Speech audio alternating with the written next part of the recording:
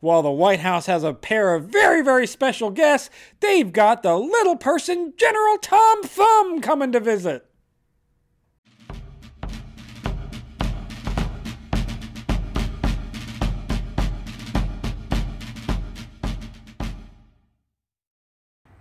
Hello and welcome to Civil War in Hindsight. I'm Lieutenant Tommy. With me, as always, is Prospector Johnny. And Johnny, I'm starting to heal up. There's a scar there. We're okay. Looking. What I mean, are you a superhuman? What is going on here with you? Last week you were in a neck brace. You have been sliced open at the throat by some sort of explosion.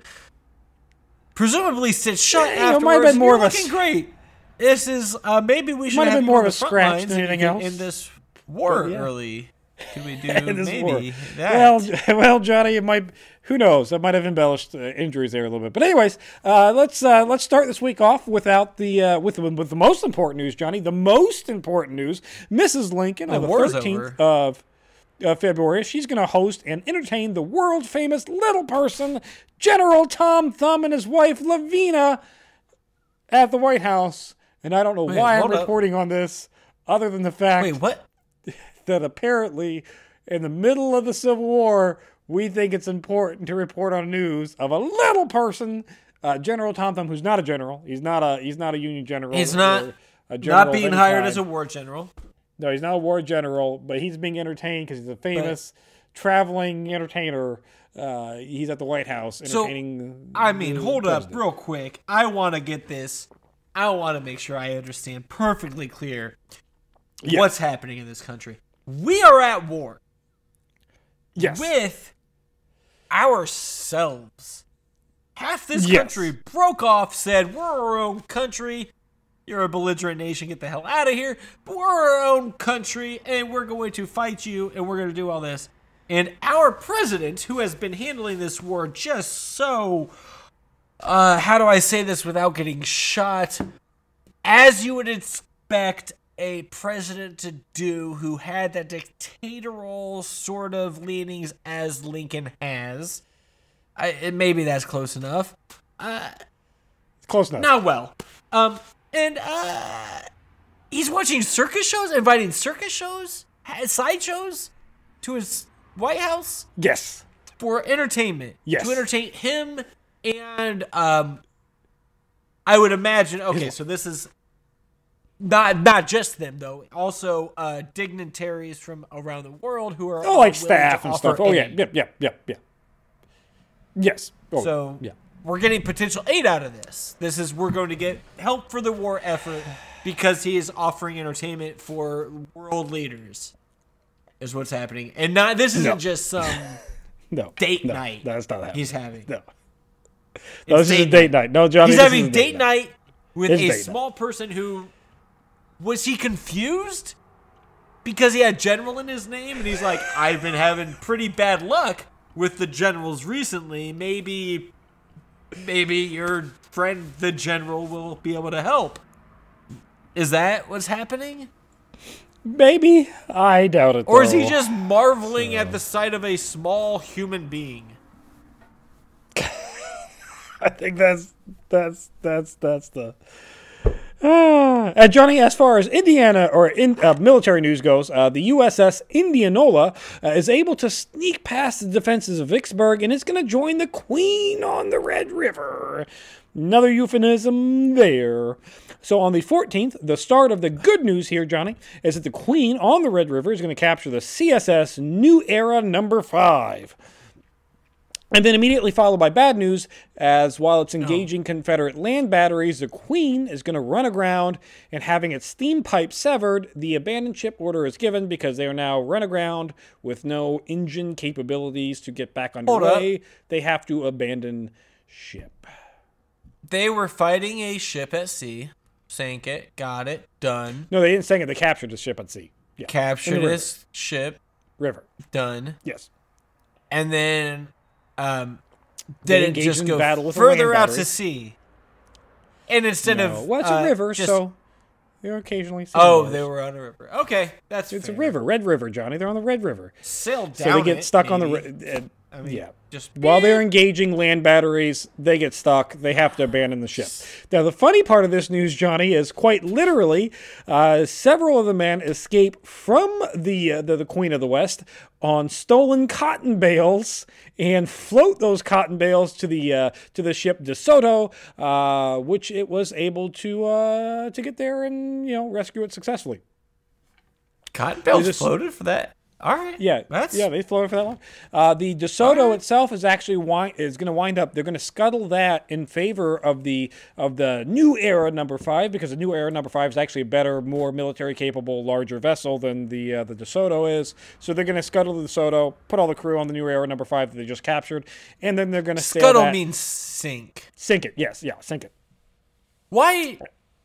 Why are Navy folks so weird? So stupid? Like, why don't keep both just boats? Say the damn why thing. Are we scuttling it? Just say it. Just say the thing you mean.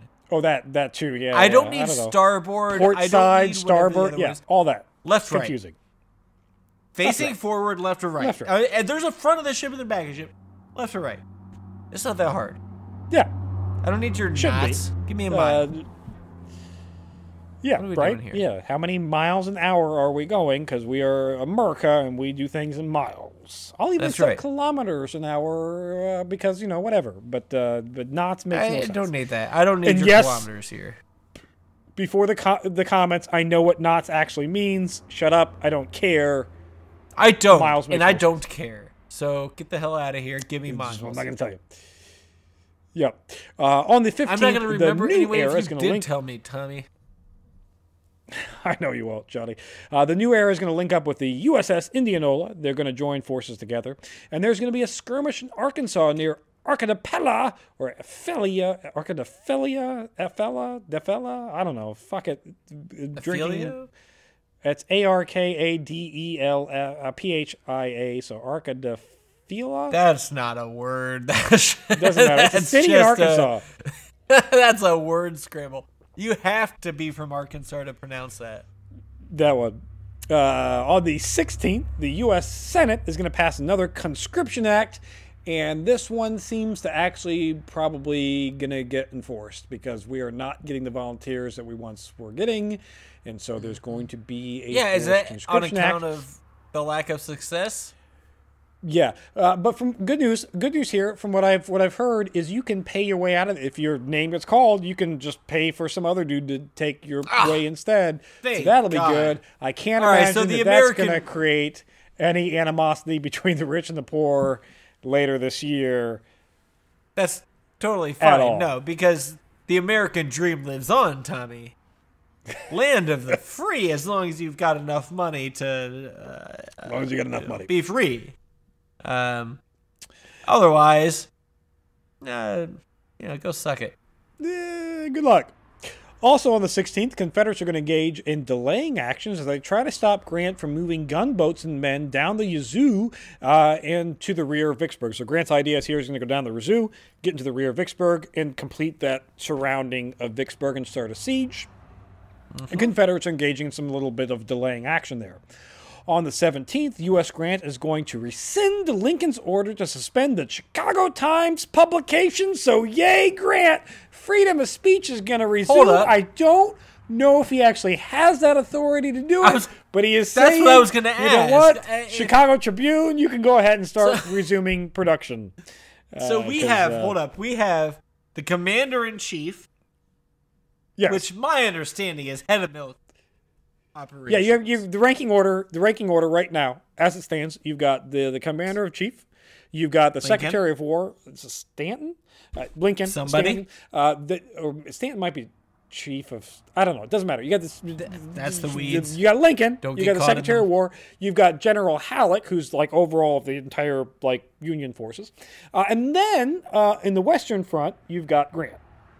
So Grant is so he is just saying, you know what, my boss's boss, yeah, said no, you have to stop printing, and I'm saying, go ahead, it's okay, keep printing. Which right thing, obviously, correct move. Yeah.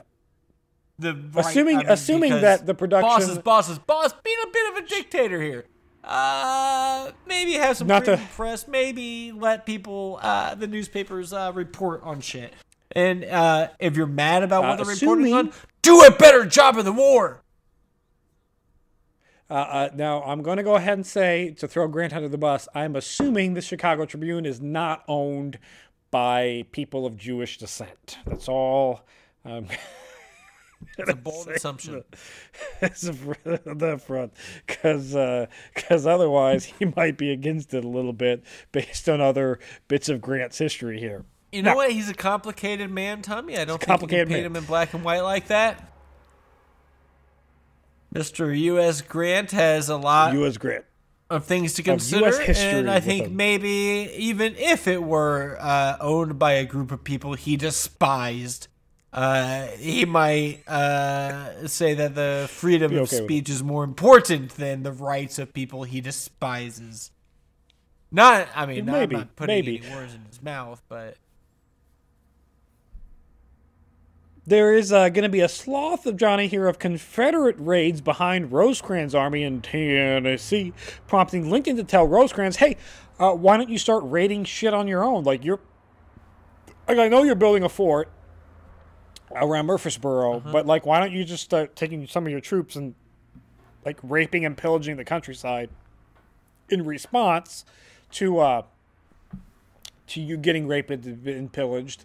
And maybe, like, that'll stop it. Or at least maybe that'll get civilians to encourage the Confederates to stop it. Or, I mean, I don't know. We'll see. Just do Tommy, something. You can't just sit there. This seems a little bit like we're telling the kid that's being bullied to punch the bully back.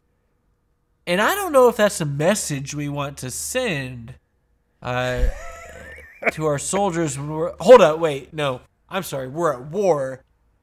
And yeah, that's the exact thing that we want to do. We want to go ahead and the person who's attacked. Yeah, all right. You know what? I take that back. I'm sorry. I was mistook. Take that back. Go ahead and punch that dude right in the mouth. This isn't schoolyard. Yeah. Yeah. Real hard. The Indianola, Johnny. Please. The USS Indianola is going to place itself at the mouth of the Red River where it connects into the Mississippi, so blocking trade and commerce there. Out in Virginia, neither Union or Confederate Army is doing shit all about shit all. They're all just hunkering down, going, it's fucking cold. There's literally a blizzard going on right now. Let us just, can we just stay warm? Just stay warm. Yeah, they got those winter blues going. You know, spring's just around the corner. Every once in a while, you're starting to see a little plant come up. Like, we're done with it. They're tired. No, we're not done with it, Johnny. We had our plants starting to come up. We'll fight again. Yesterday, and now it's cold. Now it's cold again. Snow up in Wisconsin right now. Yeah, that's what you're going to deal with. That's welcome. Anyways, Johnny. We got seasons, Tommy. We got seasons. It's great. Seasons, yeah. We got confusing seasons. On the 18th, General Beauregard, in command of Charleston, he's going to warn Confederates against anticipated attacks at either Charleston or Savannah, crying to arms, fellow citizens, because... Yeah, you got a Union force. It's getting right there. Probably arm them with what? I don't know because the Army doesn't have arms, but maybe he's hoping to get their shotguns. Are they off hoping? The rack. Is this a hopeful? Guys, are you able to arm yourselves? maybe we can borrow a gun or two if you got an extra. Maybe that General is more Longstreet thinking. I think it's more wishful. There's more wishful thinking there. General Longstreet is going to move two of his divisions. Yeah, General Longstreet's going to move two of his divisions to Richmond to protect the Confederate capital. And pro-Confederate convention in Frankfort is going to be broken up by Union forces. We had a vote. Kentucky said no to seceding, so you can't just pretend that the vote didn't go that way and create your own convention and bullshit. Like, stop it. Stop it. Confederates, take that star off your damn flag. They did not secede along with Missouri. You don't have 13 states. You have 11. 11. So stop it. And so the Union broke it up. So you can't, no, you've lost your vote. If you don't like it, ours. Move farther south.